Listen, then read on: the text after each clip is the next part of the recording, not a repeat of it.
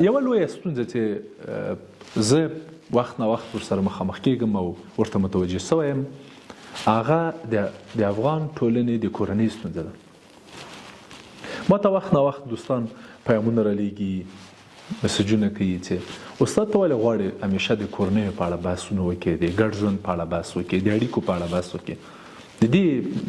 دې ګټه څه ده؟ او ما همیشه دا خبره کړې ده چې زه فکر کوم چې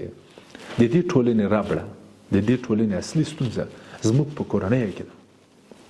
دا کورنۍ ده چې ټولنې ته یو مجرم ور وړاندې کوي، دا کورنۍ ده چې ټولنې ته یو قاتل ور وړاندې کوي، دا کورنۍ ده له بده مرغه چې هغه روزنه او تربیه خپل بچو ته نه ده ورکړې چې نن انسانان وزني او یو انساني ژوند نشي کولی، توهین کوي، تحقیر کوي، سپکاوی کوي، وهل کوي، ټکول کوي، قتلول کوي.